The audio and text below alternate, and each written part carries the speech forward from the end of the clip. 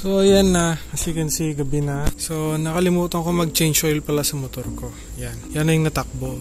Titignan natin yung record ko dun sa computer kung kailan yung last na nag-change oil ako. Tapos bubuksan natin yung ulo lang, kung anong itsura. Titignan natin. Gamit ko pala dito is yung RS8 na oil. Pero so ngayon, titignan muna natin yung kailan ako yung huling nag-change oil.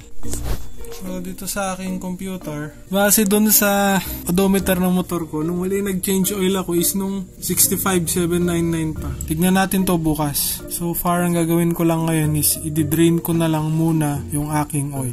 So bago natin i-drain to, titignan muna natin siya kung meron pa siyang natirang langis. So kanina na 25,799 yung pagpalit. Titignan natin kung may langis pa to. Yan, ganyan karami. Halos andito siya. So, di-drain na natin. Hindi ko na ipapakita yung video nun. So, bukas, kita-kits tayo. Natipin ang punas mo. Epic fail. May butas pala to. So, kumalat lahat.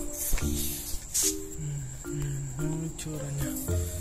Sige natin.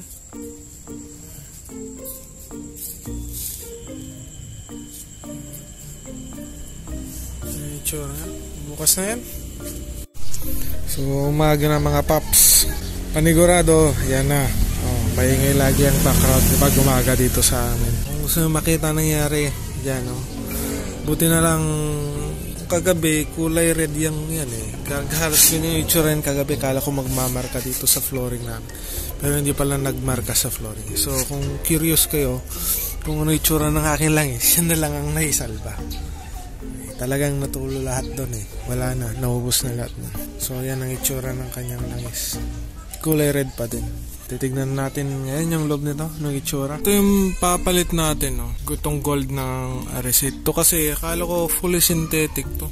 Yan pala, hindi ata to fully synthetic. Titignan natin yung pagkakaiba nila. Pero tignan muna natin kung ano itsura nito.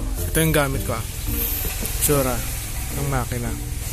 Yan, paklasan na natin. Tignan na natin yung itsura. Sana hindi yung parang nangitim o kaya yung itsura ng choco na gatas. Kasi ganun yung gamit ko nung way back bago pa lang tong motor ko.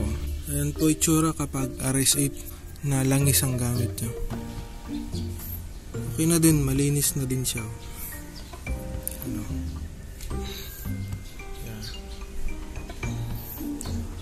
RS8. Pero kapag gumamit kayo ng ibang langis katulad ng mga higher grade, siguradong hindi ganito ang kulay niya.